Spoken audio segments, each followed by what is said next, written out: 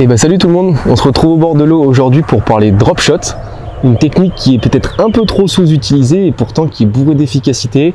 Je vais vous montrer rapidement comment faire un montage, il n'y a rien de plus simple, et puis après on essaiera peut-être d'aller voir s'il n'y a pas quelques perches qui veulent jouer le jeu juste derrière moi.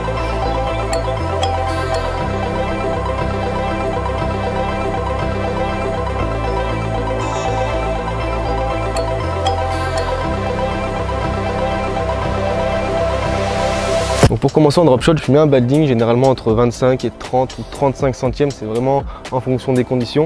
Et là j'ai mis un bout en 25 centièmes et ce qu'on va faire, c'est tout d'abord mettre l'hameçon. Donc au niveau des hameçons, il y en a différentes tailles, il y en a différentes sortes.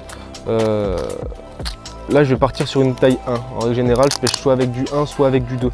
Une fois que vous avez mis votre badding, la première chose à faire, ça va être de mettre l'hameçon. Donc il faut toujours faire attention, et c'est une chose qui est primordiale, c'est que l'hameçon soit toujours dirigé vers le haut lorsque vous faites votre nœud. Et ensuite pour faire le nœud, rien de plus simple.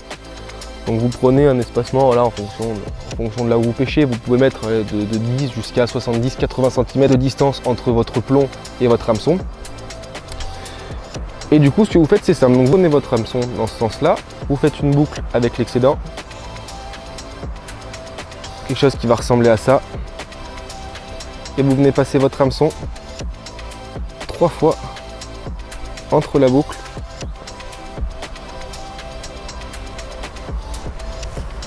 et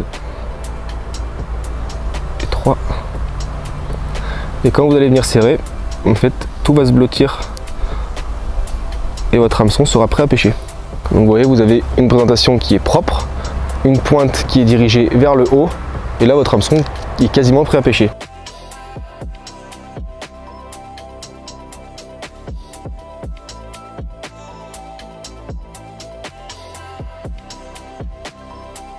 Donc maintenant la dernière étape et celle qui est encore plus facile, ça va être de clipper le plomb. Donc les plombs drop shot, la particularité qu'ils ont, c'est que vous n'allez pas faire de nœud, vous allez directement venir pincer votre badding dans la graffe. Vous enfilez votre fil dans l'œillet, vous choisissez la distance que vous voulez régler entre votre plomb et votre hameçon, donc là on a environ 30 cm, et vous allez juste venir clipper en fait votre fluoro dans la pince. Votre montage est prêt, ça a pris 30 secondes et là vous pouvez partir à la pêche.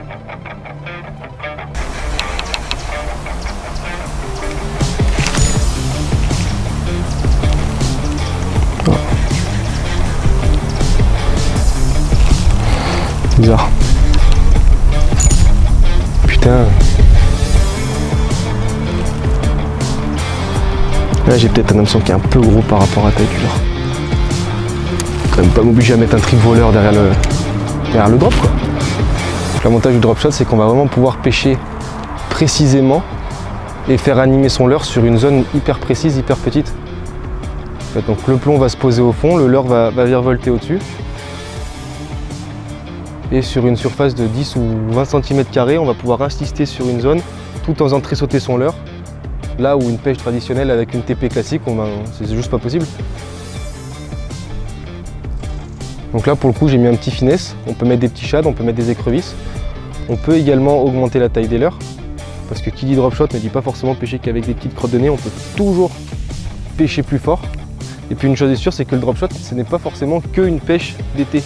Le drop shot c'est une technique qui peut être très efficace aussi l'hiver. Et des fois par le simple fait de surélever son leurre du fond, et ben, il y a des jours où quand les poissons se nourrissent pas au fond, on pense notamment aux cendres ou aux perches, dans nos lacs de barrage ou en fleuve, etc. De mettre un drop shot et de pêcher 30 ou 50 cm au-dessus du fond peut permettre de déclencher des touches. Là où sur une TP classique, encore une fois, vous n'aurez pas eu de touche.